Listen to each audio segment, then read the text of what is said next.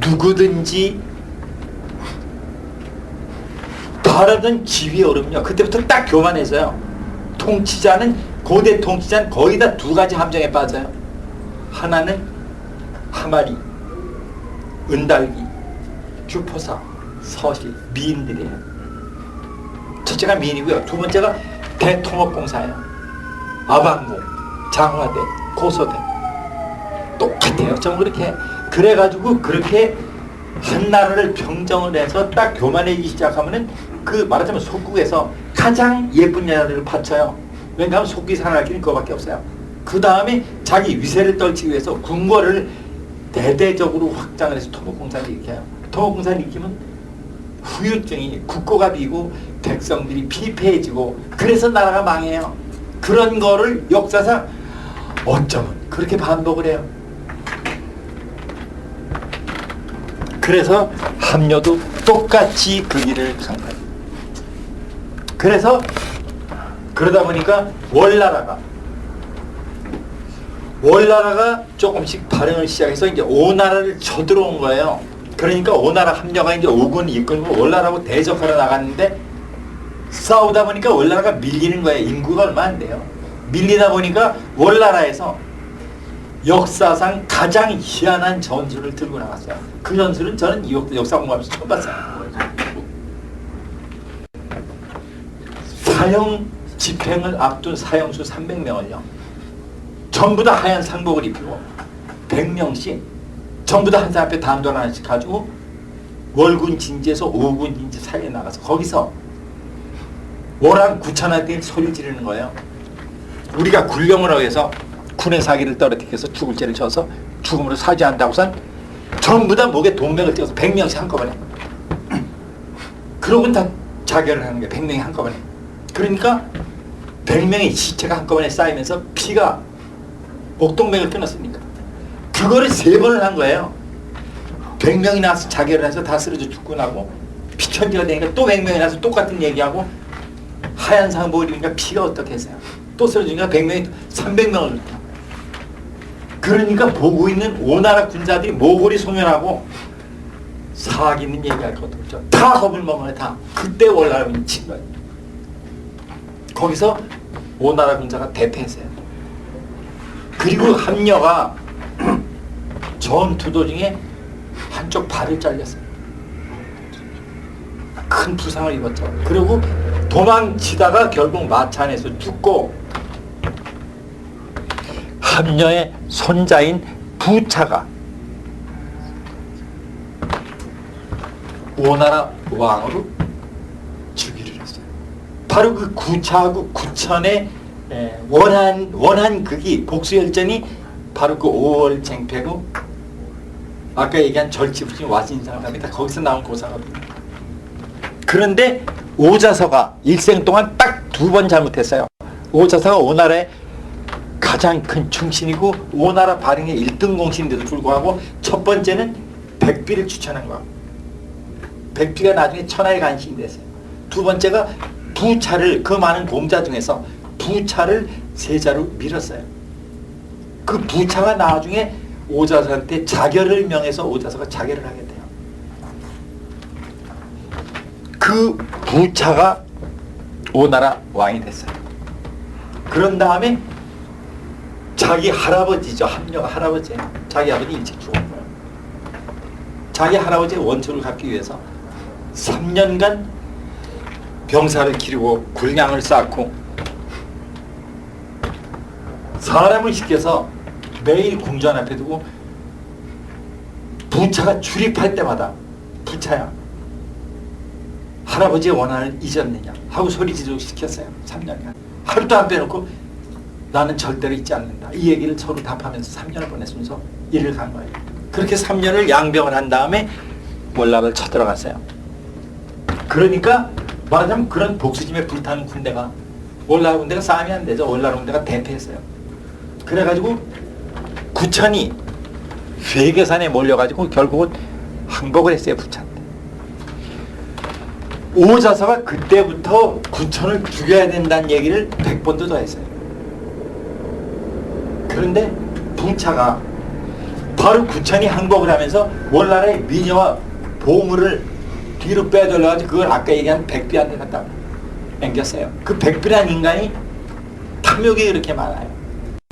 미녀하고 금은 보옥을 받더니 구천을 감싸는 거죠. 그때부터 말하자면 함녀가 중원의 패자가 되려면 관용을 보여야 되니까 구천을 처형하면 안 된다.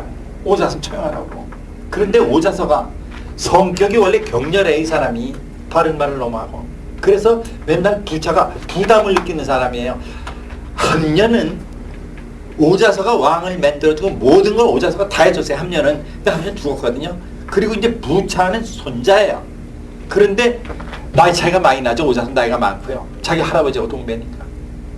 그러니까 맨날 부담이 가는 게 이 사람이 옆에 있고 말하고 귀찮고 부담 가고. 그러니까 그때부터 점점 달콤한 말에 빠진 게 백비한테 빠진 거예요. 백비가 천하의 간신이고 바로 그 천하의 간신을 오자서 자신이 추천을 했어요. 두 번을 딱 평생 실수한 거예요. 백비 추천한 거고 부차 세자 민가. 결국 그래서 죽어요.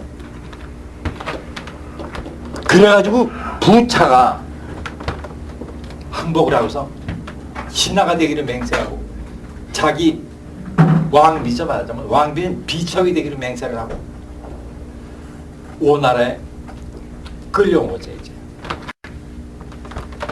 그래서 오자서가 죽이라는 거를 백비가 살리자고 해가지고 결국 살려줬어요. 살려주고 함녀가 죽은 무덤에 석실을 찍고 옆에다가 거기서 무덤을 돌보고 말을 기르라 그래서 구천이 거기서 말을 기르고 왕비는 사료를 썰고 범녀는 그때 범녀가 쫓아갔어요. 범녀라는 구천의 신하 중에서 가장 뛰어난 인물이 범녀예요. 그 사람이 구천을 쫓아서 오나라에 가가지고 그 사람이 모든 뒷바라지를 다 하고 조언을 다 한 사람이에요. 그렇게 세월을 보냈는데 어느 날 부차가 병에 걸렸어요. 이게 참 유명한 얘기예요. 실화예요. 병에 걸렸는데 그 당시에 딱 기회라고 범녀가 얘기하면서 구천한테 지킨 거예요. 내가 병의 안색을 보니까 저게 대단한 병이 아니고 얼마 지나면 날병이니까 네가 의술의 조예가 당신이 의술의 조예가 있다고 거짓말을 시키고 가서 부차의 똥을 맛보라고. 실화예요. 이건 실화예요. 그래가지고 구천이 부차한테 병을 안 간다고 해서 그 얘기를 한 거예요. 제가 동에서 온 저명한 의원한테 의술을 배운 적이 있어서 의술의 조예가 조금 있는데 대왕의 변을 맛보면 대왕이 얼마 만에 병이 어떻게 낫고 얼마 만에 쾌차할 수 있는지 제가 짐작을 할 수가 있다. 그래가지고 부차가 이제 변을 봤어요. 변통에다가. 병통에다 변을 보고 변을 갖다 주니까 부차가 그걸 딱 변을 한 조각 꺼내서 입에다 집어넣고서 맛을 본 거예요. 그러더니 완전히 다 기억 못하지만은 변 맛이 쓰고 어쩌고 저쩌고 뭐 시고 어쩌고 하니까 석 달 안에 완쾌하실 테니까 대왕의 염려를 놓으십시오. 이렇게 한 거예요. 그러니까 그 환경에 부차가 너무나 감동을 한 거예요. 자기 총애하는 신하를 그 다음에 불러서 다 물어봤어요. 너희들도 내 변을 맛볼 수가 있겠냐. 단 한 신하도 변을 맛보게 한 신하가 없는 거예요. 자기 신하가. 뭐라고 얘기하는 거 아니? 대왕께서 하명하시면 무슨 일인지 제가 듣겠지만은 차마 변만은 이렇게 한 거예요. 그런데 구천이 그 똥을 집어넣고 입에서 혀를 맛보고서 천천히 걷동.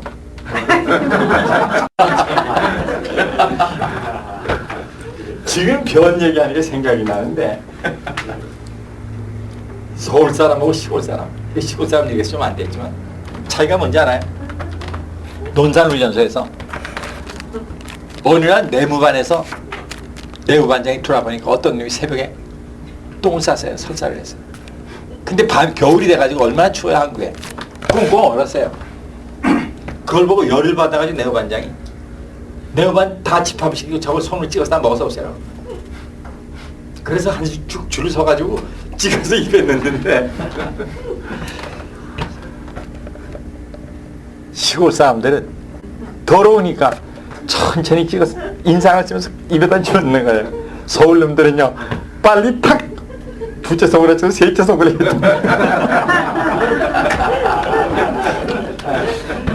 그게 서울놈 시골놈 차이예요.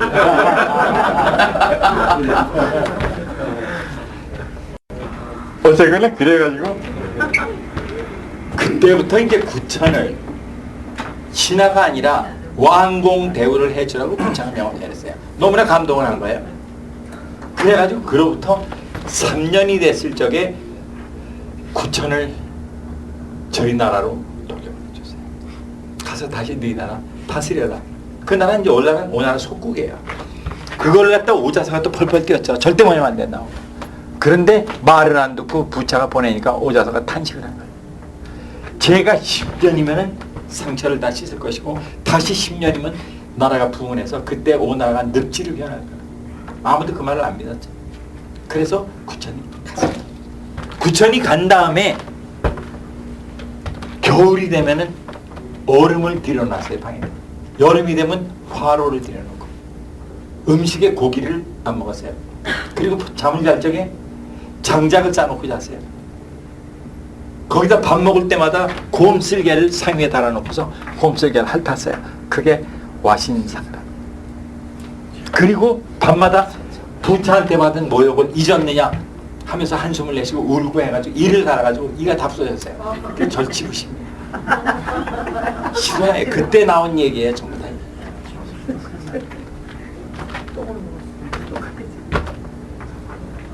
그리고 범녀는 군대를 양성하고 문종이라고 또 유능한 신하가 있어서 문종은 내정을 다스리고 해가지고 몇 년이 지나니까 월나라가 다시 강국이 되고 그때부터 부차는 교만해져가지고 똑같은 거예요. 또 토목공산이 똑같아요.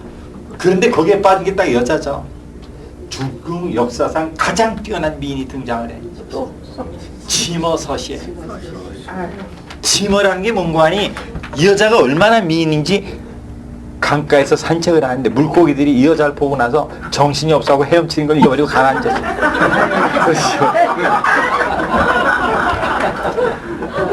그래서 그 여자 이름이 치머예요.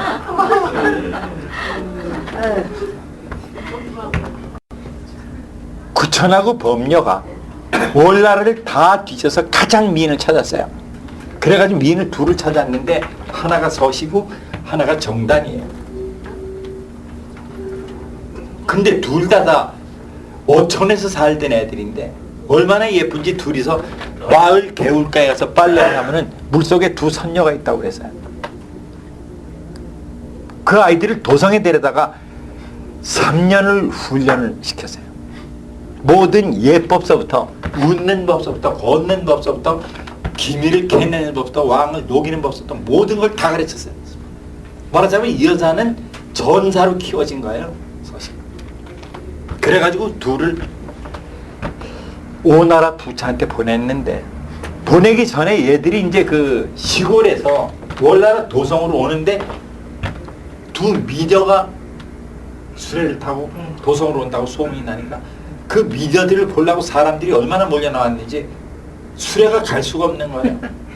그래서 괜찮은 호텔에다가 둘을 묵히고 내일 아침 몇 시부터 지나가서 어디 별관에서 모습을 보일 테니까 보고 싶은 사람은 입장료를 내. 범녀 아이디어예요. 입장료 받은 게 국고를 움직일 만큼 큰 돈이었대.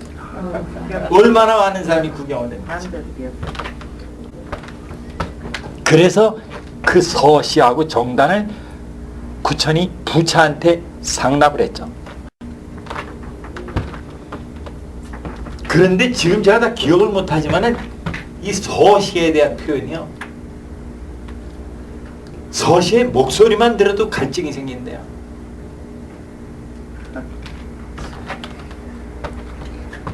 작은 파도가 온몸을 휩쓰는 것 같대요. 도대체 그 표현을 다 표현할 수가 없어요. 그렇게 하면 제가 미인에 대한 자료를 좀 가지고 있어요.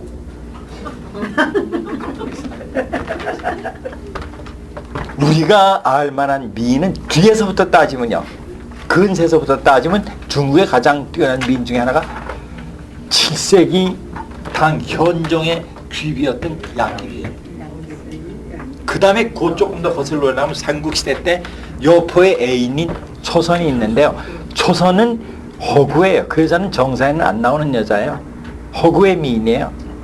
그 앞으로 거슬러 올라가면은 조비언이가 있어요. 조비언인 여자는 손바닥 위에서 춤을 췄다고 그래요. 거기서 조금 더 거슬러 올라가면 왕소군이 있어요. 왕소군은 이름이 별명이 나간이에요. 기러기가 하늘을 날다가 이 여자를 보고 날개짓하는 걸 잊어버려서 떨어졌다는 게 나간 왕소군. 양귀비는 정원을 거니는데 양귀비를 보고 꽃들이 쪽이 팔려서 이불 가지고 가렸다고 그래서 수화 양귀비. 그 다음에 그 초선은 밤에 구름을 헤치고 달이 나왔는데 초선을 보고 너무나 놀래하고 달이 구름을 도로 굴러서 가렸다고 그래서 폐월이에요.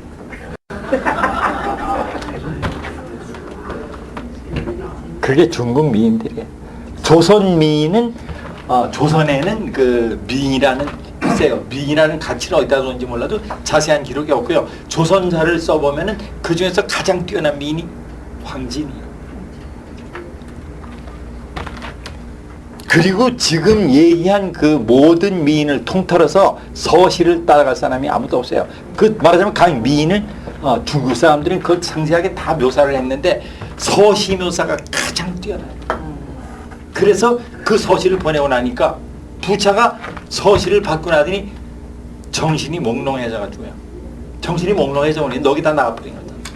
나가서 들어가 쉬어라, 야 밥 먹어라 이 소리도 못하고 그냥 멍하니 앉아서 옆에 신하들이 저 실례지만 저 임금님 제 밥 먹으라 그래 있죠. 그러니까 들어가 쉬어. 그때 비로소 정신이 났다는 거예요. 그게 아마 한 30분쯤 되는 거예요. 그래서 그 다음부터 부차가 서시한테 빠졌어요. 그런데 서시가 구천에 의해서 오나라 부차한테 보낸 적에 그냥 미인계를 쓴 게 아니라 그 나라 정치를 뒤흔들 만큼 교육을 시키고 그래서 이 여자가 조금 지나가지고 자기의 총애를 바탕으로 부차의 마음을 마음대로 움직이게 된 거예요. 오자서가 죽은 이유가 부차가 물론 자결을 명해서 죽었지만은 그 자결을 명한 이유 중에 하나가 백기하고 서시 때문에. 서시를 싫어했거든요. 서시를 처음에 왔을 때부터 달기 얘기하고 포사 얘기하고 말이 얘기하면서 저런 미인을 곁에다 두면 요물이니까 절대 안 되고 도로 돌려보내는데 밥 먹으라는 소리한테 30분이 걸리는데 어떻게 돌려보내요. 그래서 서시를 애척으로 끼고 살면서 그때부터 이제 오나라가 다시 몰락을 시작.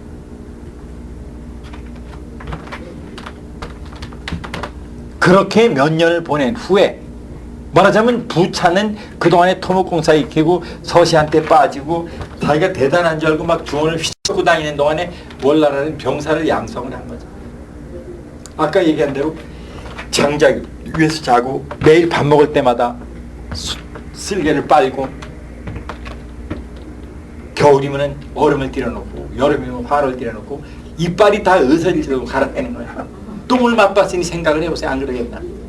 그리고 몇 년 후에 병사를 일으켜서 오나라를 정복을 한 거예요. 부차가 월군한테 포위당해서 나중에 항복을 하니까 항복을 안 받아주는 거예요. 부차. 그래서 결국 부차가 자살을 했어요. 자살하면서 그게 기원전 473년에 오나라가 망했는데 부차가 죽으면서 망했죠. 자기를 하면서 한 얘기가 뭔가 아니고 사람이 죽은 후에 영혼이 있다면 내가 어떻게 저승에 가서 오자서를 보겠는가. 내가 죽거든 내 얼굴을 비단으로 3겹을 싸라. 이렇게 하고 죽었어요. 오자서 말을 100번도 안 들은 거예요. 그래서 결국 나라가 망하고 자기가 자결을 하고 나라는 없어진 거죠. 오죽하면 자기 얼굴을 죽은 다음에 3겹 비단으로 싸라고 그랬어요. 오자서를 볼 면목이 없고. 그리고 자결을 해서 오나라는 멸망을 했어요. 그게 5월 쟁패가. 그 다음에 이제 구천이 조그만 나라들을 모아서 회명을 하면서 거기 패자로 등극을 해서 춘추시대 마지막 패자가 월나라 구천이에요. 그렇게 해서 춘추5패가 제환공, 진문공, 초장왕, 오함녀, 월구천 그렇게 5명이 춘추5패예요. 다음 시간에는 중국 사상의 가장 화려한 황금시대가 춘추시대 말기서부터 전국시대에 거쳐서 약 300년 동안 육아 공자맹자죠. 도가 노자장자죠. 법가 상황한비자고요.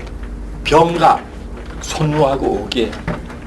그 다음에 종행가 소진하고 장이에요. 이런 중국 사상에 대해서 얘기를 해드릴게요. 자, 오늘은 여기까지 강의를 하고요. 이제부터 여러분들이 궁금하신 사항이 있으면 제가 아는 한도 내에서 답변을 해드릴게요.